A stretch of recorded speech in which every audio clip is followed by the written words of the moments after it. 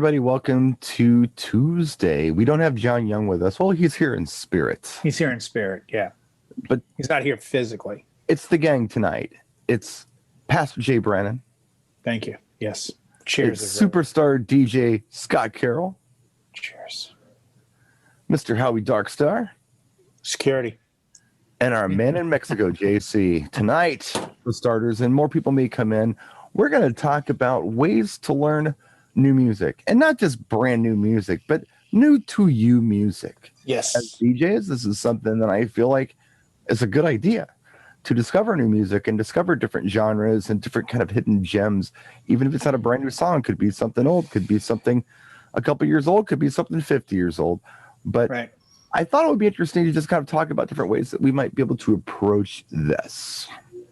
Absolutely. So I'm going to turn this over to Pastor Jay and let him give us some of his thoughts on this, because that'll take about 20 minutes. Well. Yes. Let's see. It's funny, when you first gave me this topic a little bit earlier this evening, and I thought, man, back in the day, we were so kind of locked down to whatever we had access to. You go to the store, you go to MTV, you go to Billboard, but it was difficult at times to look past the surface. And what I mean by that is, if I got the new funky mix, it had the remixes of the tracks that were bangers in that genre, usually hip hop, dance, pop. And that's what I would end up playing. And if I got a bride and groom that, were like, we're really into country. Oh, what do you like? I would take what I had and determine what I played. Right. Now I notice when I have an event coming up, I go to Promo Only Pool, and there's got to be 3,000-4,000 songs a month. Right.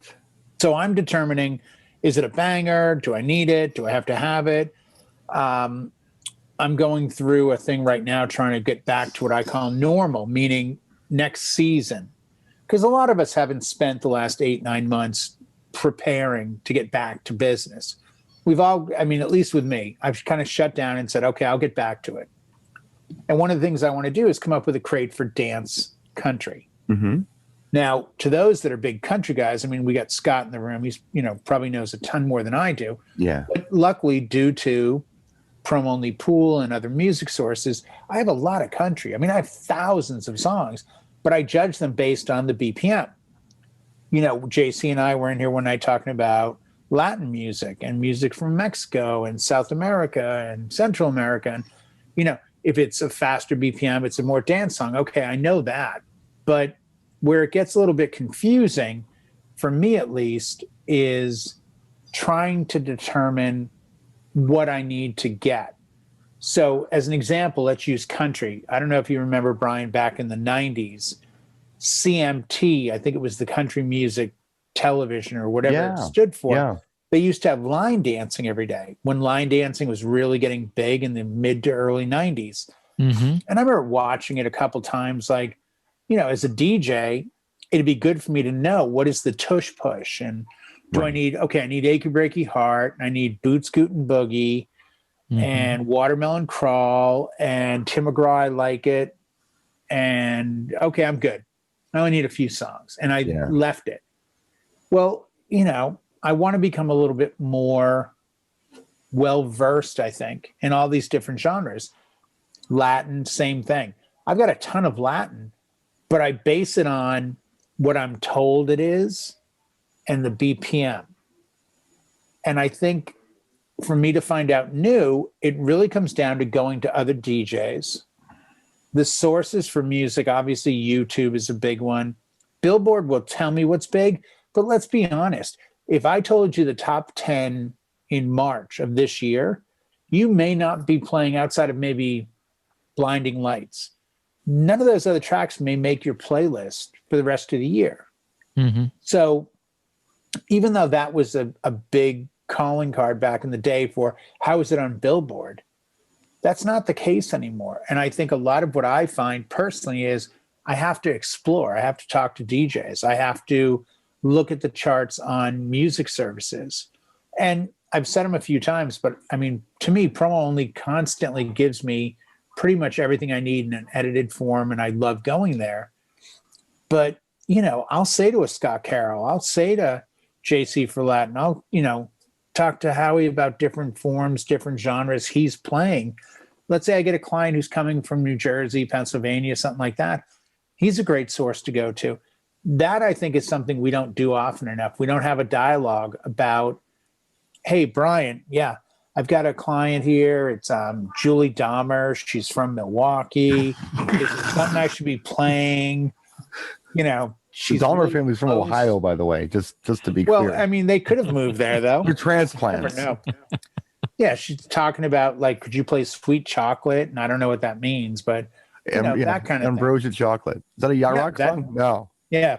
By the way, I am growing the beard, and over there is a flannel because I've been asked to go to New Zealand in March as the new tour manager for Ambrosia, Firefall, a New England Day and a John Ford Coley tribute, Poco, and about 18 other bands that Rupert are Holmes. rock. So I need to have the beard, long hair. I'm getting some Ray-Ban aviators. Nice. I'm wearing, this is actually the actual tour shirt we're using. It's cassette tape, which makes sense. Yeah. But Kenny Loggins impersonator, basically. Well, I'd like to try that. I think what it really comes down to, though, is more than ever before, we need to talk. I was speaking real quick yesterday with somebody, and I said I remember coming back from Vegas back in 2000, 2001 with, there was a guy, you guys may know his name. I can't remember his name. He owned a company called The Source. And I think it was out of LA. And he sold like X-Mix, Funky Mix, Ultimix, Hot Tracks, like all those great CD remix services.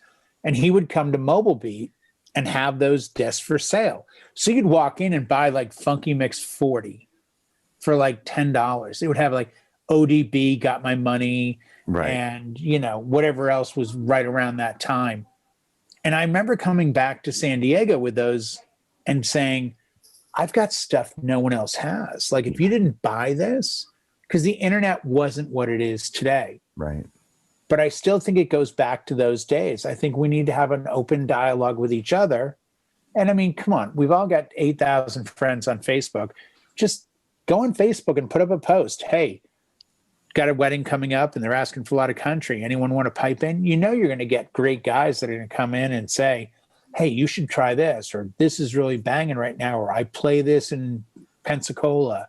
Stacy Knowles. I'd call Stacy and be like, hey, bro, hook a brother up. What do I need to do here to get some good country going? Sure. Well, you were talking about promo only 20 minutes ago when you started talking. And something interesting. Hey, I'm sorry, Brian. It's already. I called it. It's okay. It's all good. No, but something interesting about, this thing that we have now where those of us who are a part of legitimate music pools. Yes. Get so much music in one way. This is fantastic. Oh, it's awesome. This is amazing. It's like, awesome. Wow, I've got all these new songs. Right. But that's a lot of songs. You need to find out what is important within those 8,000 songs you got in the last 2 months. Now, back in the old days, I got promo only mainstream radio, and I could pull out those 20 songs. I could listen to them in the truck back and forth to my day job every day. The red Dodge. No, the blue Dodge before the red Dodge. Oh, okay. It looked just like it, but it was 2-wheel drive. He had dual exhaust on it. It sounded awesome. Nah, that one was pretty tame. But anyway, I would be familiar with everything on it. And then for country, it was like, well, I don't really do country events, but I'll do events that ask for country. And at the time, there was a jukebox service called Hot Hits. Yes. And they had an issue called Dancing Country. And I bought it. And that thing had the Boot Scootin' Boogie was the first track, and then it was like Chattahoochee and just stuff. Yeah. I think Watermelon crawling it up on there, and a lot of stuff. So you just played off that disc. I didn't need to buy anything else. It's like, that's what I need, because I got a little bit of that. When the line dance thing was hot. But yeah, it's harder now because here's the music. Work it out, son. That's kind of the Nick Hahn approach to this. You got to get that stuff taken care of, Brian. What are you talking about? You got to figure it out yourself, boy. Figure out how you play some Misfits with that, dude. What the hell? So that's the hard. You know what, though, Brian? Let me ask you this, and this goes into the question. Yeah. Look at the difference in the expectation today with the ability to go online. Like, I noticed when people come up and make a request 10, 15, 20 years ago, hey, do you have, was the opening line. Hey, by any chance, do you have Aerosmith, Angel? You know what? I do. And I'm going to do some slow stuff later. It'd be a great choice. I'll try to do my best to get that on later for you. Mm-hmm. Done. Now it's, hey, you need to play this. Or here's my phone. Or can you play? Like, nobody has asked me, do I have? And a couple recently, I did a wedding November 14th. So only a couple weeks ago. And someone came up and said, do you have the Temptations' Oh Mother? And I said, let me check. If I do, I'll totally get that on for you. I go through. For whatever reason, I did not have it. And they looked at me like, seriously? I'm like, yeah, sorry, bro. I don't have it. I don't have it, and I can't get online. So do you have a second choice? No, man, I really wanted to hear that. And there was, I kind of did this. Half of me was like, you know what? I wish I knew the music better and I would have known what to play instead or suggest. Mm-hmm. But then the other half of me was like, hey, dude, somebody paid for you to drink and eat all night and provided you with a great DJ who didn't have a stupid song you want. Let me give you get over it. And I'm not criticizing you specifically, but there's a way I feel like we can handle this where we're not the bad guy who just doesn't have the right song. Right. And the way I think we can handle this is, first of all, in response to anybody who comes up and says, hey, can you play, I don't know, Short and Curly's by the Rolling Stones? And you're like, I don't have that. Is there a second choice? The problem with the question, is there a second choice, is that it's a closed-ended question. Right. The answer is either yes or no. And it can very easily be no. The question you ask is, point, don't you what think? else could I play for you? Yeah, and I agree with that. Question. But they never ask you, Brian, when it's dead. No one's ever coming up to me when there's no one dancing and saying, hey, man, can you play this? It's in the middle of a packed dance floor, and I'm in like one or two songs ahead. So, and I completely agree with you. It is a closed, and I hate to say this, but when I became a husband, I felt I was a better wedding DJ because I had a better sense of the stress of getting married. Mm-hmm. Then when I became a father, I felt I was just a better DJ because I realized that speaking to guests at weddings and other events is oftentimes like talking to children. I don't want to sidetrack this too much. You have to give them a closed-ended response. I don't want to sidetrack this too much, but I'm curious, JC, how does this translate in Spanish? Is there an open-ended question and a closed-ended question form that you can ask? And please do not respond in English because it would be hysterical if you only spoke in Spanish. No. English is weird like that, isn't it? Yeah. When you go to Germany, like, you know, here, if somebody were to say to you, you know, do you like, I don't know, cookies? Chocolate. You could answer that question. You can say no like 50 different ways. In Germany, 9. Yeah. It's very black. And not white. 9 ways. No in German is 9. Right. And I think a lot of languages are like that. So English is interesting that way, where we can ask open-ended questions. We have to go back to the front. In most languages, that makes no sense at all. I know exactly what I meant. I have to go back up to the front. Or I have to go back to the front. That means I'm not here, I'm leaving and going up there. But in other languages, people look at you like nothing. You just made no sense at all. Well, but do you think I think oftentimes, depending on where you are in the evening, determines the answer. You come up to me in the middle of a cocktail and go, hey man, later on, if you get a chance, bunch of us, went to school with the groom. We're really down with Footloose. I'll put it in the prepare spot and I'll accept that you're telling me the truth.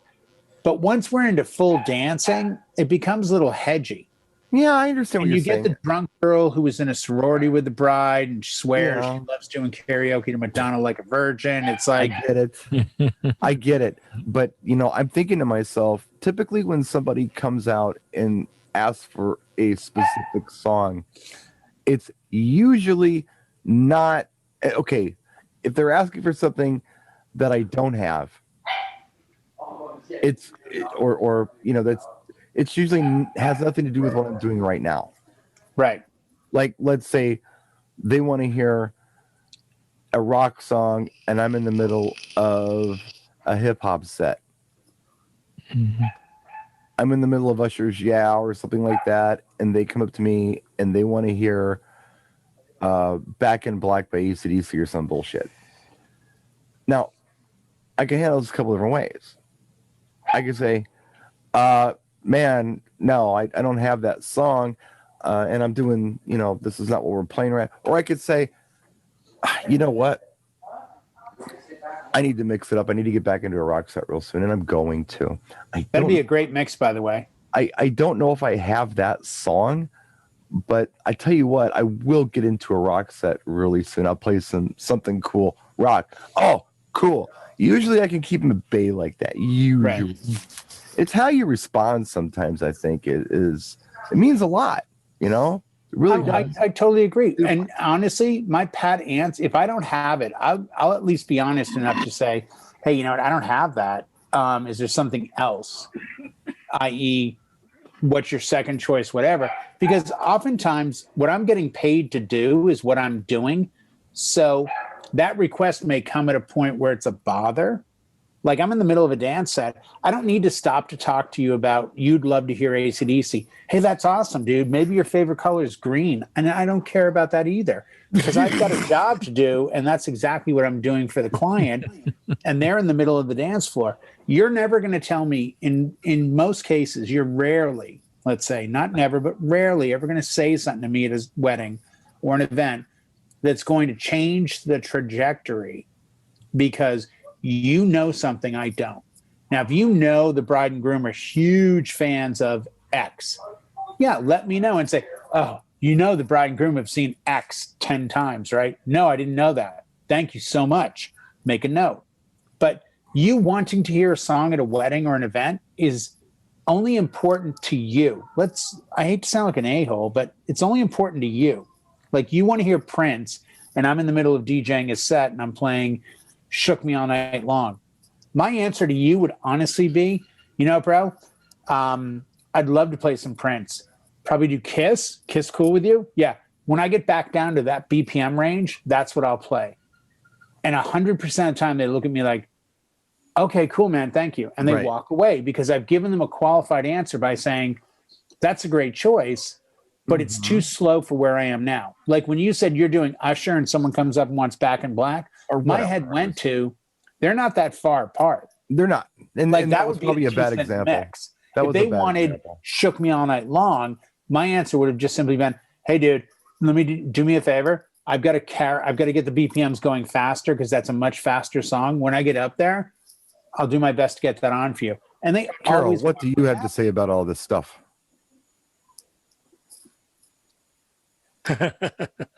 Y'all have got me lost for words on this. I always try to do is I try to make sure that I give them that ultimate that, hey, look, if I don't have it, can I play this for you instead on the same artist? Sure. And loop it around. Because if they give you something that's an album track, and with Jay, with that Temptation song, that was an album track. Right. You were giving them out, and we used to call them that. But yeah, they still think we have everything. Well, don't you have the CD in there, or don't you have the album? Well, but that's what I meant earlier, Scott. That's the downside now. Back in the day, back in your day, let's say, when you were hitting it with like, no. And what is a compliment? Way back in your day. Hey, I think you're older than Scott, so be careful. I probably am, but I know Scott started in the 30s. I'm just saying, like, when you would drop that phonogram needle, No, but when back in the day, the DJ's role was to come up with music that the crowd danced to. Now the DJ has pretty much been relegated down to a jukebox that people feel obligated to make selections around because their phones give them access to millions and millions of songs, and they just assume, well, the DJ must have everything. And it's like, no, but there's also a point where the reality kicks in of, yeah, I don't have WAP with me and I can get it. Changed, Jay? I'm just not going to. When we went from vinyl to CD, the compilations started coming out where they had compilations had the singles on them. Right. When we were doing records, okay, yeah, we had our 12-inch singles, but we also played our off our albums too. Right. Took 4 Peaches crates and probably 2 and 2. I had 2 that would run nothing but the remixes. The other half was all actually albums, and we could pull the cuts off of them. And that's how I used to mark them. I used to mark which ones that I would normally get played, so they were easy to find. But that was that change between that, and now that we went even more digital now. With MP3, we've lost it even further. It's gotten further down because what was bad to buy one CD for one song on it for $17. I agree, and I remember that too. I remember ripping in Sheryl Crow's Tuesday Night Music Club, the whole CD for all I want to do is have some fun. I was going to say just for the one single. There was another song, nothing else broke, but I ripped it all in. Yeah. And I thought, wow, what a waste. I don't want to do this anymore. So I just started cherry picking off of the albums. But like Scott said, you lose the album tracks that way. Howie, well, I wanted to play Cradle of Love, and you had to get the Ford Fairlane soundtrack because Billy Idol didn't put Cradle of Love on anything. Oh, one more thing. It's 31 degrees in North Florida right now, by the way. I think it's 30. Let's see who's beating who, by the way. Before Howie jumps in on this. We'll go to Howie next. Howie's got to say here. What is it in Wisconsin right now or Milwaukee? Right now, I'm hitting refresh.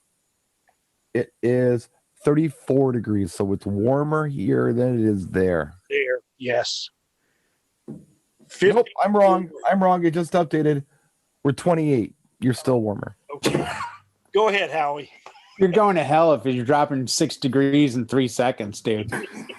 33. You ain't making it. Howie. Go. Yes. What is the question? I thought you were going to. We didn't have a question. I just want to see if you had anything you want to add. Oh, as far as not having that particular track, what has always worked for me was to offer them an alternative. Yeah. These days you can't do that, but I would go, come here. They want to feel important and they want to feel like they're getting something. So I would come around. I didn't have that track, but I would pull it up. It's like, okay, let's say it was, you're saying AC/DC. I'm like, yeah, man, I don't have that Back in Black for some reason. And I said, but how about something from, oh, yeah, that one there. Yeah. Yeah. They walk away like you gave them, $1 million. I have a follow-up question for you. They got something. They're satisfied.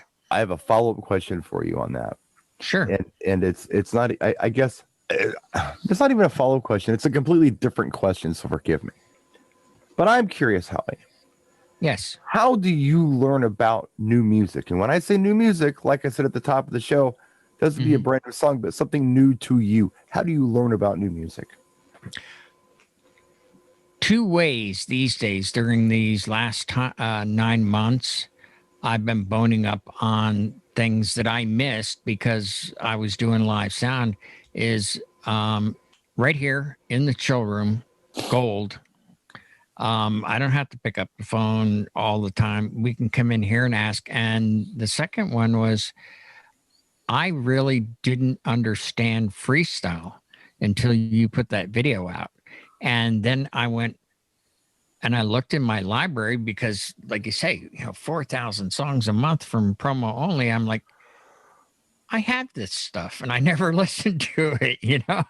And so I went and I actually made a crate off of your freestyle, and I've been listening to it for a few weeks now. And we talked about this on another show, some of the stuff that I really like. And I'm like, wow, I didn't realize I had that. And it's like, and that's a good song. And I recognized it, from hearing it at different events. And now I understand. And not only that, but the way it was explained, that it had the Latin percussion to it. Yeah. And I'm like, oh, that's what because you had said, oh, it used to be called Latin freestyle and Latin hip hop or hip hop. And then they shortened it to freestyle. And I'm like, oh, because I get confused with these so many subgenres. And that made it very clear to me. So yeah, those are my two main things right at this moment that I'm learning is right here in the room, because we have people from all over the world and all over the country, right here in the chill room and from videos that you guys do. It goes back to what Jay was saying earlier, and that is we really need to lean on our fellow DJs sometimes and ask them questions and talk to them. You know how much music I've learned from Scott Carroll? Yeah. I really have learned a lot about different tracks and you know what? I may never play these tracks live, but I might. He's turned me on to stuff that I had no idea about. And also, too, in here, when you and Jay get into this, and I would follow it up with that. And I'm like thinking, wow, I never thought of that. Yeah, that's right. You're playing this track. What are you going to follow it with? And I'm like, oh, we played that game like that one time where, hey, what do you play next? And I'm like, wow, like I didn't think of that, and sure. Taking notes and give it a try. And it's like, you know what? That works. Can I share with you guys what I think is really unfortunate? And I hear it a lot. When I talk Cardi about B songs, well, I don't have a problem with Cardi B. As long as Cardi B makes people happy, I'm fine with it.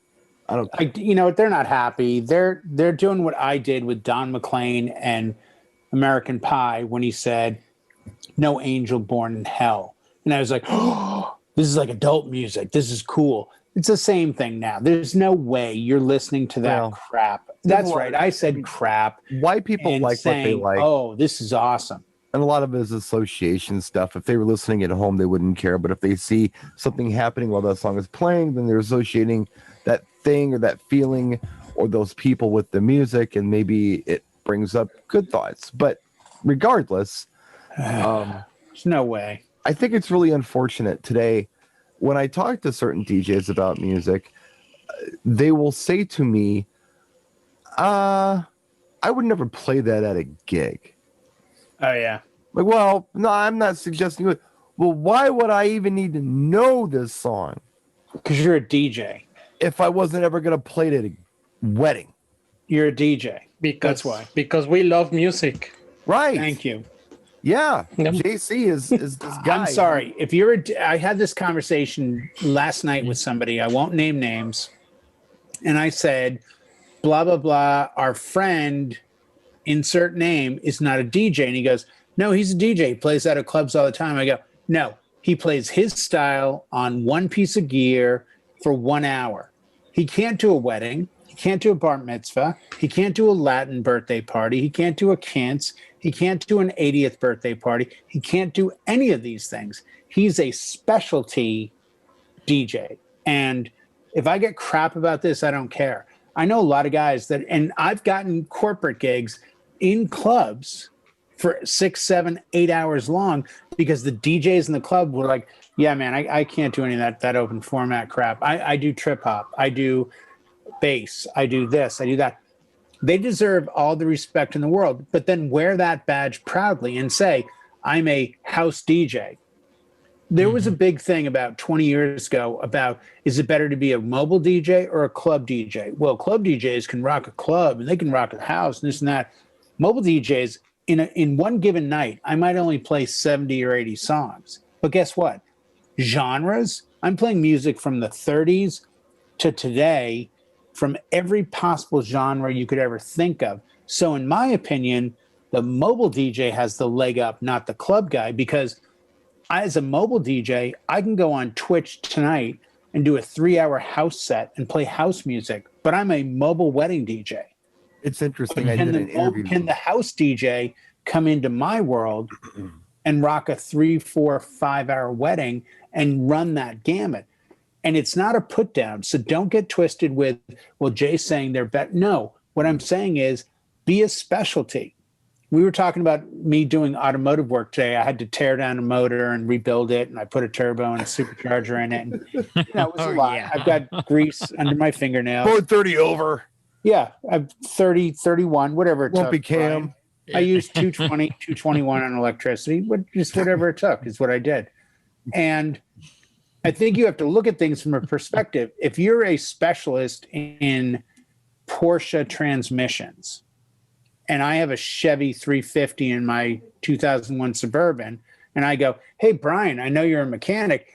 Dude, I'm having a problem with this alternator, and I think the belt tensioners, and you go, hey, man, I'm really sorry. I'm a mechanic, but I really am specialized in Porsche transmissions. I'm just going to tell you right now that if you know how to rebuild a Porsche transmission, you could pretty much rebuild any transmission. But I'm trying to find that common ground of, if you're a specialist in something, like if you want to be an orthopedic surgeon, you still had to go to medical school with the rest of the general internists. So you're all doctors. But if you talk to a 50-year-old orthopedic surgeon and say, I got this cough, he's going to be like, you know what, I talked to a general internist. I mean, it could be pneumonia, it could be asthma, it could be COPD. I once I got out of medical school, I specialized in this. So I kind of left a lot of that knowledge behind. I think that's kind of where club versus mobile versus whatever DJs are. And I think sometimes getting information is difficult. I'm curious. What did you have for dinner tonight? Me? No, JC. Oh. What did I have dinner? I went to Taco Tuesday. McDonald's. But it's Taco I went Tuesday. to McDonald's. You went to McDonald's on Taco Tuesday. Awesome. Yeah. Wow. What did you have, though? What do they have at McDonald's in Mexico City? Same shit they The got. same. Yeah. The Tamales? At McDonald's is McDonald's. Where you go. So how do you learn new music, JC? What I do is I talk a lot and I say that I'm a DJ and I love music. What kind of music do you love? So you will tell me, no, I like reggaeton, no? So say, Right. which artists? And I start looking it up and you find a lot of things very nice, no? Just People intuitive. always, Yeah. yeah. By the way, Daddy Yankee's the only reggaeton artist, so I've got you right there. That's all you General, got. Just look at that. Well, Don Well, Omar. it's all general. But you know And what I so- really like about your answer, JC, is that you care enough to actually even ask people what they like. Yeah. That's pretty cool because there are a lot of people out there who could care less. They know what No, they and I get a lot of referrals and a lot of same client gigs over and over because I remember. And I remember that you told me that you liked Sepultura or you liked Sure. Pantera. So the next time you came and I saw played you at Bloody a party, Root. I was going to play that song. I do that. So they I do like that it very clubs. much. Yeah. Yeah, I do that too. That's a great point. I do The that club too. thing, Yeah. that was fun. You just remember that guy's song. I remember I was DJing at State Fair. Remember the State Fair gigs I used to post? Oh yeah. We got they had a guy who was managing the stage in the restaurant that I was playing for. The guy who was there, everybody loved him. He was a great guy, whatever. They got a new guy. He was actually a military guy. And he was real hardcore. And people weren't sure about him, but he was brand new. And I walk in one year like, oh, we got this new guy, man. I don't know. We don't like him. We're really worried. Have you talked to him? So I see the guy. I'm like, hey, man, I'm your DJ. I'm Brian. He's like, hi. I said, what's your favorite song? He said, oh, my favorite song is Heartbeat by Don Johnson. It's a great song. I said, okay. Miami So Vice time, baby. every day I played Heartbeat for Don Johnson. I pointed at him. He gave me the thumbs up. Good. And he was my friend, and I worked there for years after that. Yeah. I broke the ice with this guy, with music. Real quick, every wedding, for the most part, with some exceptions, I try to use one mic on a stand a little bit lower than the bride, the groom, and the officiant. I did a wedding about 5 years ago, and the groom was a wounded warrior. And the bride had met him doing marathons and things. And I said to him, I'm like, what are you, like 5'10", 5'11"? He's like 5'9.5". I'm like, okay. You're about 5'8.5", 5'8"? She's like, yeah. I said, how tall is the officiant? And they kind of looked at each other, and he goes, 6'11.5". I'm like, seriously? She goes, yeah. And a half. 7 7 feet tall. The officiant is Bill Walton. Bill Walton is a former professional basketball player for the Lakers, the Celtics. He was a huge star at UCLA with the Bruins. I believe you. And I say, oh, Bill Walton. Okay. Now, what I know about Bill Walton is that you don't know, and maybe JC doesn't know, and Howie may not, and JC, Scott may not. Bill Walton is he's actually in the Deadhead Hall of Fame. Really? Because he's a massive Deadhead fan, like on another level. So I show up the day of the wedding. I set up my gear. There's Bill Walton, famous guy, like Celtics won NBA championship. I lived in Boston at the time. Bill played for the Celtics, Larry Bird, Parrish. Like, if John was here, John C., you'd hear about it. And I get all done setting up. And I go to sound check the gear, and I load a track, and I hit play, and it's a 30-minute version of the Grateful Dead with Branford Marsalis from Connecticut, 1983, doing a song called Eyes in the World. And it wasn't on for more than 5 seconds. And he turns his back like this to look at me. Big smile, big thumbs up. I wait a few minutes. I walk over and I go, excuse me, Mr. Walton. I'm Jay Brannan. I'm the DJ today. He goes, Jay, it's Bill. Said, yeah, great to meet you. The whole 9 yards. Get all done. I walk away and he goes, Jay, by the way, love your taste in music. Now, have I worked for him personally after the event? No. But for the rest of the night, every time he spoke to me, he started with Jay, which I learned later, people with a lot of charisma do. They just, like, Brian, that last song you played was amazing. 10 minutes later, Brian, are you hungry? Let me grab you, son. They get you on this level of you feel so good about yourself. But the next morning, he sent me an email, like 8:30 in the morning. Jay, thank you so much for all your help with the microphones and everything at, Scott and Julie's wedding yesterday. It was a great pleasure working with you. Amazing DJ. If I need one down the road, you're my first choice. Space. P.S. You picked the best version of Eyes in the World you could have. And I'm like, oh my God, he remembers everything I did. That was one of those moments where you're so caught up in knowing music and being a DJ that anyone else would have just been like, oh my God, Bill Walton used to play for the Lakers, right? But I made it a point to make sure that I had this version. I bought it the night before. I made sure I had it. By the way, earlier when we had the discussion about what do you tell people when they request music, there is a point where I say to the bride and groom at every meeting, you're going to tell me all the songs you want, or you're going to tell me nothing, but you'll tell me what you don't want. And I'll put together a list. And my goal is to make sure everyone has a great time. But I have one question. Do you ever want me to kill a dance floor for a request? And 100% of the time they say, no, we don't want that. I say, okay, I'm asking you this now because eventually someone may come up to me who's had a couple of pops and say, hey man, Barry Manilow, Mandy, you got to rock that next. I'm like, bro, I'm playing LMFAO. I don't know that it'll really fit.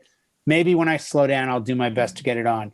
And if they come to you and complain, I want you to remember that you told me, don't kill the night based on one drunk a-hole's request. Right. And they snicker and laugh.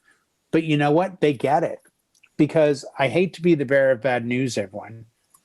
But sometimes as the DJ, we actually have to run block for the event. We actually have to say, yeah, you know what, Howie? Pennywise, Bro Him is a great track. And when the slam dancing starts and a fight breaks out and the wedding ends early because I hit play, I'm kind of sort of to blame. So I'm really sorry I don't have that song. But I'm not going to give you the prequel to that statement, you know? You know, So- before we wrap the broadcast tonight, I thought it would be fun to do a little go around the room here. Can we And, call it whip around? let's say that you had to play a Grateful Dead song at your general wedding reception. Oh, Yep. If easy. you did not have the 30-minute version of Eyes on the World, which No, you have like, you know, everyone's going to dance to, Five and Touch of Grey and what would be your go-to Grateful Dead song that you would play at a wedding? If somebody comes up at a general wedding reception during dancing and says, play a Grateful Dead song for me, please, what would Easy. you pull out? Howie. I'll go. That's real easy because it's their only number one song. And by the way, before I tell you the name of the song, Jay, I did know that about Bill Walton being a big Dead fan. oh, huge. But Huge. Touch of Grey, because Yeah. everybody knows it, and you are going to cross generations with that song, and it's an upbeat song, and you can actually dance to it. Yeah, you can. No, You can. that's I hate to say this, and I'm interested to hear what everyone else has because I have another one, but I still think yours is the only real answer is Touch of Grey. What's yours, Yeah. Jay? Touch of Grey would be my very first, but if I couldn't get to Touch of Grey, I'd probably do something like Alabama Getaway, Yeah, which is a fast Awesome. track, awesome. same album. Yeah. You know, there's like 4 songs they had that were kind of faster. Alabama Getaway, Touch of Grey, Shakedown Street. It's real funky. That's actually not fast. That's slow. Need a Miracle. Shakedown Street would be my choice, by the way. That would be as fun. Shakedown Street's a great song. Yeah, Great song. Need a Miracle is a fast song. The only other one that I play all the time, believe it or not, when I get into the 70s rock genre, is a song called One More Saturday Night, which is a kind of a little more upbeat. And it's just about it's Saturday night, let's party, you know, that kind of vibe. Kind You of got thing. anything on this, JC? No. How about you, got Scott? me You got anything on this? blank. I was trying to think of the one song, Trucking. Trucking. Yeah. Althea. Most Deadhead fans all love Althea. That's a big one. Sugar Magnolia. yeah. what's Sugar the- Magnolia is easy. Not Fire in Yeah. the Mountain, but it's something like Fire in the Mountain, something like that. I think knowing. I know a lot of times we have the expression, you know, knowing a little bit too much can be dangerous. But I think as DJs, man, I'm really happy. I mentioned to JC, we were talking one night in the chill room. I did a party last January for 600 people. And literally there was 2 white people in the room. It was me and the vice president of the company. And I slayed it. It was banda and cumbia and ranchero and salsa. And then, you know, more top 40 stuff. And then back to like reggaeton, back into salsa, back into banda, back into cumbia. Like I was all over the map and they had a great time. And I told him then what I'll tell you guys now. My goal is to make anyone feel very comfortable about coming up and speaking to me. But if I'm playing a Latin set, I've hit it when you come up to me in Spanish and make a request. Right. Now, granted, I may have a little bit more of a Latino look with the darker skin, the hair, whatever. But when they come up in Spanish and make a request, inside, I'm like, ching, ching, ching, ching, ching. I hit it. Right. I used to do a gay hotel New Year's Eve event, and I've told you this, Brian, and I'll never forget one night playing a Sylvester song, and a guy came up and he said, we had the best night. I haven't partied like this since we were at Studio or the Garage. And I literally wanted to turn the fader down and go, okay, everyone, good night, get out, and just grab this guy and pull him aside and be like, so you were, because I did say to him, I go, wait, you were at 54 and the Garage? He's like, oh, the Loft, we would go on a Saturday and blah, blah, blah, blah. And he ended up leaving. And I was so sad that I couldn't get from him what that must have been like musically. I think most of us as DJs love music. I think there is a segment of business DJs who don't give a shit about it and just play what they're supposed to, and they buy crates online, maybe not illegally, but they buy the music and they go, this is what works. This is what works. You know what? Every event you do is a new event, and it's the only event. It's the only wedding that couple is going to have with you. It's the only 80th birthday party that woman's going to have with you. Don't ever sell yourself short musically, and don't ever stop to say there is a perfect song you can find. We did this a few weeks ago with John and Brian and I about what would you play if we were at a party. Man, it meant a lot to me to try to come up with songs. It meant a lot to me to hear Brian say, I'd play this for Jay. It meant a lot to me to see that, you know, John understood where I was going with things and where Brian was going with things, because the greatest drug that we have on the planet Earth, in my opinion, is music. It's not addictive. It won't kill you. It is the greatest escape.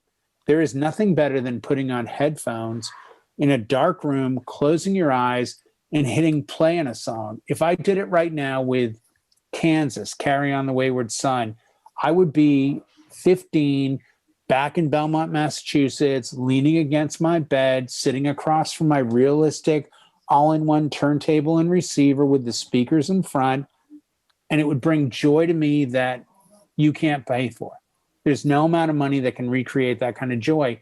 Don't ever sell yourself short as a DJ.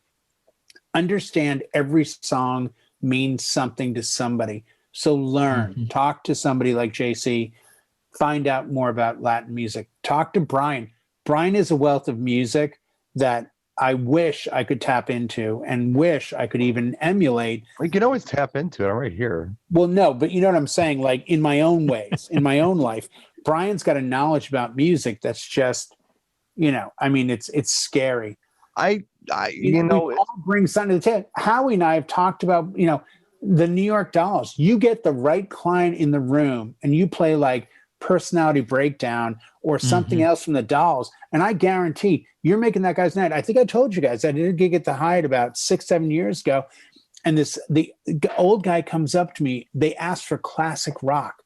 I'm playing like, you know, 38 Special, Aerosmith, Blue Oyster Cult, this and that. And this guy walks up to me, older dude, mustache, gray hair, and he's like, effing, this is amazing. You've effing played everything I love. It's like you're in my effing head, and effing this and effing that. And he walks away, and I'm like, whoa, guy's hammered, but he's having a great time. And I'm like, hey, man, thanks so much. He walks away.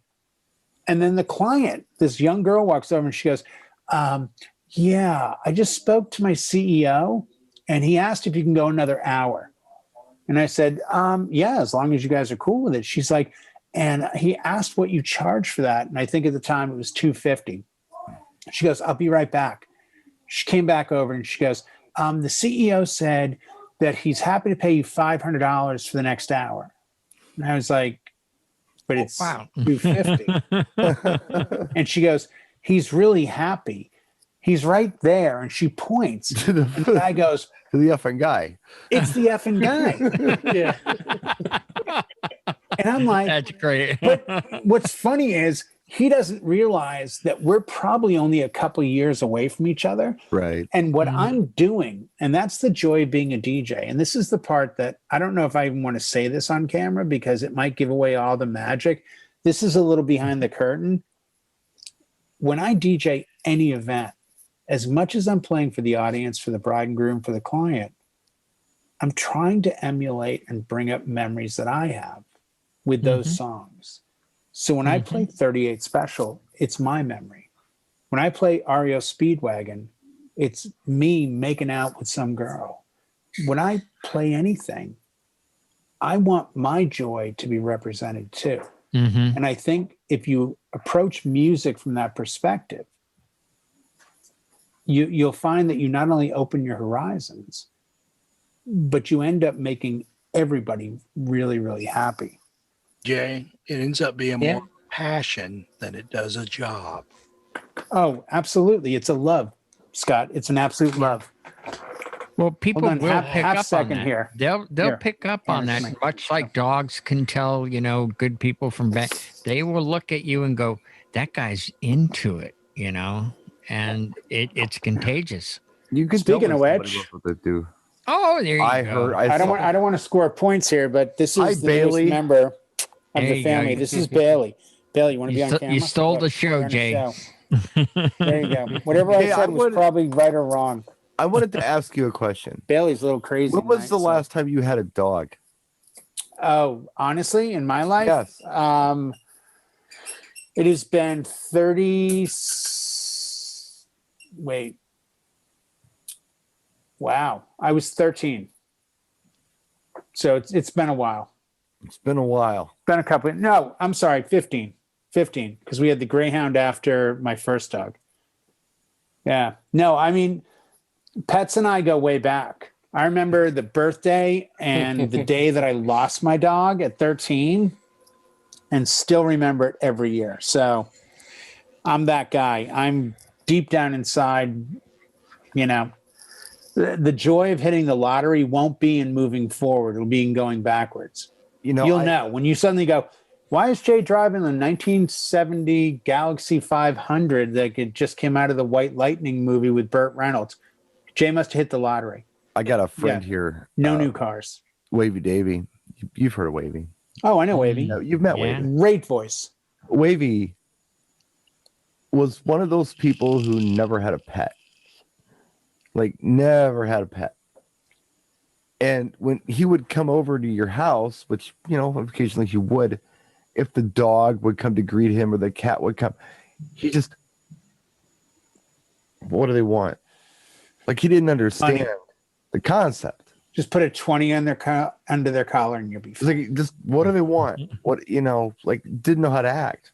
Right. But never had a dog, never had a cat, never had a bird, never had nothing.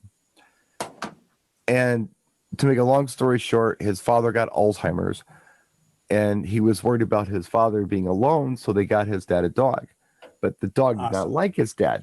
Oh, So Wavy was trying to get rid of this dog. Nobody wanted this dog. So he ended up taking it. He's the biggest dog person you'd ever want to meet today. yeah. Like 10 years later, he is a dog guy. He's on the cover of like pet magazines with his dog. Well, you know, Brian, I mean, Yeah. people may or may not know, that's know. my screensaver since 2009. Yeah. It's the rabbit I had, Yeah. Buns.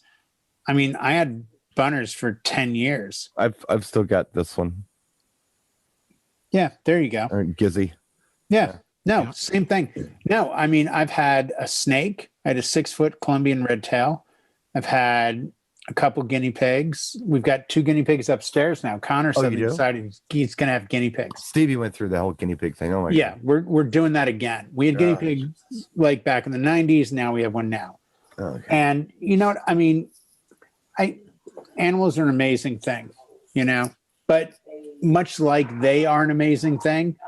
And you mentioned, you know, Alzheimer's, excuse me, music is that moment that brings up that memory and brings up that childhood and brings up that I was running with my dog when I was 10 and I heard Alan O'Day, Undercover Angel. Yeah. And then I was in high school and I was really anxious to dance with this girl to REO Speedwagon, Can't Fight That Feeling or whatever. And you have that power. And I think, we've had this discussion too many times, and I really hope before I stop being a DJ that it happens.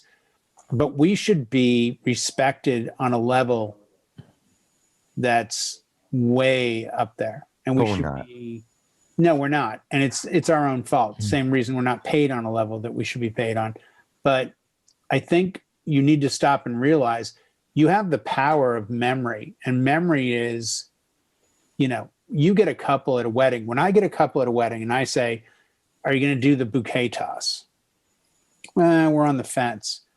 Do you want to do the anniversary dance? Are your parents together? Are your grandparents? Yeah, they're all together. Great. I'll tell you what, why don't we do this? Why don't we do the anniversary dance and give away the bouquet? Do you know what your grandparents, if they're going to win, do you know what their song was for their first dance? I'll try to find out. When they come back to me and say, yeah, they got married and their first dance was Unchained Melody. Okay. And I announced the anniversary dance. I need all the married couples to come out. I'm going to ask you to leave if you married less than a certain amount of time. So we get the couple married longest. And I hit play to that song. You can see in their eyes what that means to them, because they're now, what they don't know that I do is they're about to dance to their first dance at their granddaughter's wedding. And let me tell you, that is the kind of feeling and power and moment that I leave these events with that I never forget. Would you mind if I did an impersonation real quick? Yeah. Interesting. Well, guys, that's about it for our show this week. I'd like to thank you all. John. We are time though, so we need to turn this off. But thank you all for hanging out with us. Thank you to everybody in the room for hanging out. We'll stick around. If anybody comes in, we'll talk to them. If you're watching this next week and you want to come in now, we may not. We're probably still going to be here. Be here later. We'll probably. I'll be here. I'll be here because we'll be here next week too. Yeah. No, we'll be here tonight and next week. Tuesday. Yeah. So we'll see you then, guys. Thanks for watching. Bye-bye. Bye.